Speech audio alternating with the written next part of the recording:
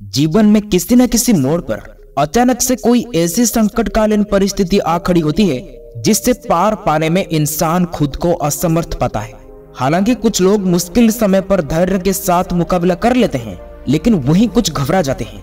मुश्किल समय में तो ज्यादातर लोगों का विवेक काम नहीं करता है। इसी के कारण व्यक्ति को बहुत ज्यादा हानि का सामना करना पड़ता है। ऐसे में यदि आपके सामने भी कोई परेशानी आ जाए तो आचार्य चाणक्य जी के ये 16 बातों को याद करना चाहिए। दोस्तों, आचार्य चाणक्य जी के ये बातें कठिन समय में बेहद काम आती है।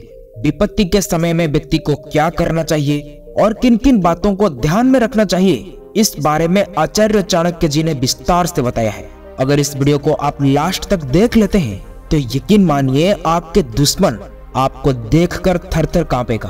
तो चलिए बिना देरी किए जानते हैं इसके बारे में। नंबर 1, बनाए कारगर रणनीति। चाणक्य नीति के अनुसार व्यक्ति को संकट से बाहर निकलने के लिए ठोस रणनीति की आवश्यकता होती है। यदि व्यक्ति संकट के समय उससे बाहर निकलने की रणनीति बना लेता है तो वो चरणबद्ध तरीके से कार्य करता है और अंत में विजय पाता है। नंबर 2, पहले से ही हो जाए सतर्क। आचार्य चाणक्य जी कहते हैं कि मुसीबतों के समय सावधानी बरतना बहुत जरूरी होता है, क्योंकि संकट काल में व्यक्ति के पास सीमित अवसर होते हैं लेकिन चुनौतियां बहुत बड़ी होती है।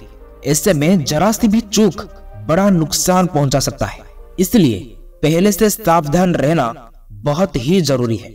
नंबर 3, अपना धैर्य ना खोएं। चाणक्य के अनुसार मनुष्य को विपरीत परिस्थितियों में भी सकारात्मक सोच रखनी चाहिए। परिस्थिति चाहे जैसा भी हो, अपना धैर्य ना खोएं। अगर आप ऐसा करते हैं तो अपने जिंदगी का आधा लड़ाई आप बिना लड़े ही जीत जाएंगे और लड़ाई के समय धैर्य ही सबसे बड़ा ताकत होती है। नंबर 4, परिजनों की सुरक्षा का रखें ध्यान। चाणक्य नीति के अनुसार संकट के समय परिवार के प्रति जिम्मेदारी निभाना इंसान का पहला कर्तव्य माना जाता है। परिवार के लोगों की सुरक्षा का विशेष ध्यान रखना चाहिए और संकट के समय अपने परिजनों का साथ निभाना चाहिए। अगर परिजनों के ऊपर किसी भी तरह की मुसीबतें आए तो आपको उन मुसीबतों से निकलने में मदद करना चाहिए। इसे ही इंसानियत कहते हैं। नंबर 5, दोस्तों, व्यक्ति को हमेशा धन की बचत करनी चाहिए। यदि आपके पास धन का प्रबंध ठीक है तो आप तो बड़े से बड़े संकट से निकलने में सफल हो सकते हो। दरअसल संकट के समय सच्चा साथी ही धन ही होता है।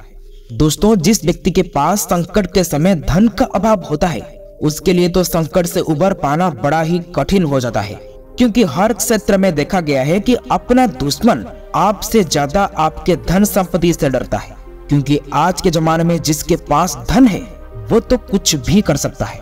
नंबर 6, आचार्य चाणक्य कहते हैं कि अधिक क्रोध करने वाला व्यक्ति भी शत्रु के सामने ज्यादा देर तक नहीं टिक पाता। जो लोग जरा सी बातों पर क्रोध करने लगते हैं वे गलत और सही का पहचान नहीं कर पाते, जिसके कारण वे अपना ही अहित कर बैठते हैं। क्रोध में व्यक्ति कभी कभी दूसरों को भी दुख पहुंचा देता है, जिसके लिए बाद में वो खुद दुखी होता है। इस समय व्यक्ति कमजोर पड़ जाता है और उसका फायदा अपने शत्रु उठाता है, इसलिए अपने क्रोध पर नियंत्रण रखें। नंबर 7, दोस्तों, कुछ लोग तो बहुत भोले होते हैं, लेकिन ऐसे लोगों से धूर्त लोग आसानी से अपना काम निकलवा लेते हैं।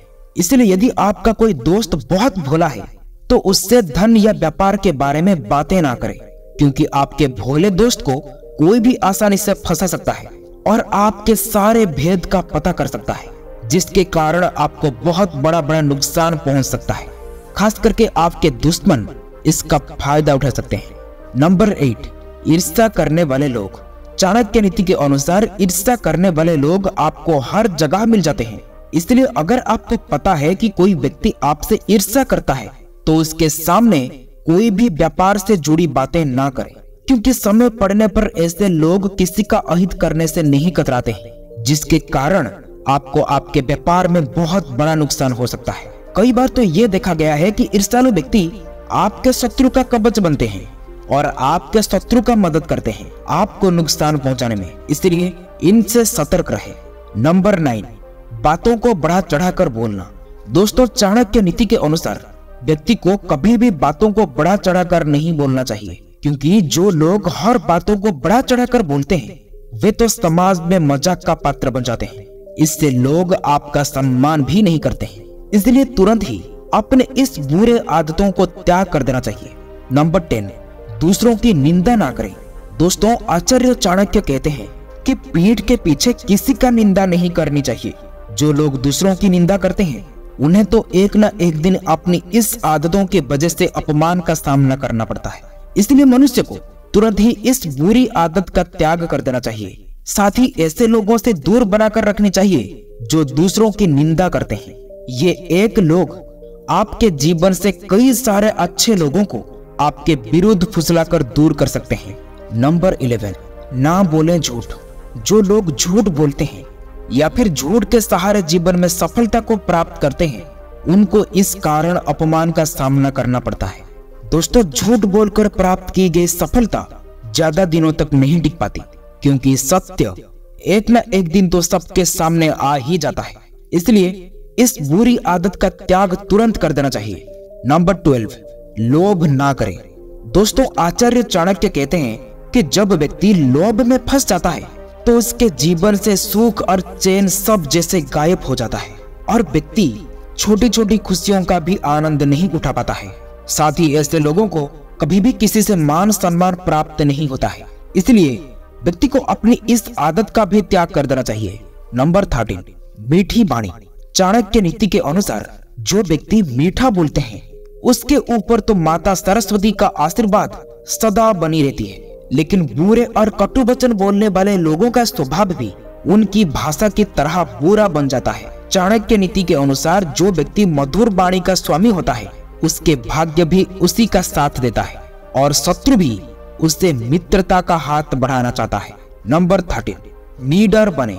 दोस्तों, कुत्ता एक ऐसा जानवर है जो निडरता के साथ अपने मालिक के लिए लड़ सकता है।